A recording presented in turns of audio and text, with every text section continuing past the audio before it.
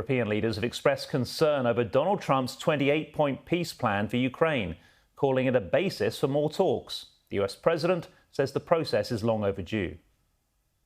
No, we'd like to get the peace. It should have happened a long time ago. The Ukraine war with Russia should have never happened.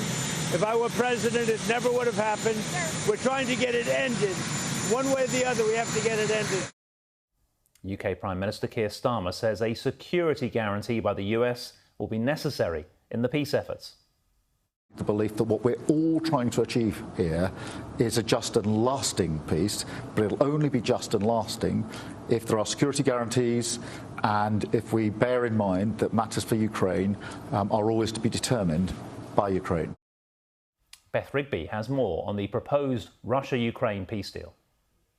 This peace plan put into play last week, drawn up between the US administration and Russia, Ukraine not at the table. The Europeans hadn't had sight of it at all either. And what's happened in the past 48 hours at the G20 is Europeans and Ukraine have been scrambling to try and reinsert themselves into that process. To that end, we have had two meetings, or two calls at least, with the E3, that's the UK, France and Germany, a call with President Zelensky and those leaders yesterday. The Prime Minister saying that he hopes to speak again with President Zelensky in the next hour. And then we've had a meeting again today with the G7+, so the G7 leaders that are here and some other countries. Where have we got to? There is now this meeting in Geneva tomorrow. It seems like certainly our Prime Minister and other Europeans putting a lot of weight into that. National security advisors from various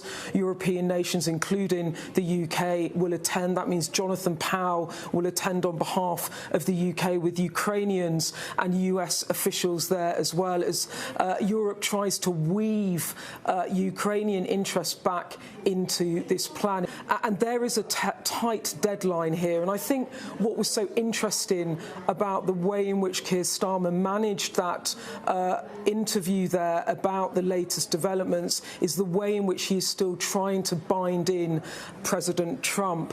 One source told me that the Prime Minister at the moment is playing a form of whack-a-mole, just trying to knock down any Europeans or anyone else that want to come out and criticise Donald Trump and say that this is not a workable plan for Ukraine, for fear that that will only serve to not further Ukraine's interests. So they're trying to keep President Trump on board. But I have to say, it feels at the moment like this is a discussion and talks between the Russians and the US, with the UK, with Europeans, with Ukraine, trying to force their way back in. And President Trump has set this deadline for Thursday. I think part of the efforts tomorrow will be whether or not they can just get the US to take a beat and slow this whole process down. It is going to be a very high-stakes couple of days.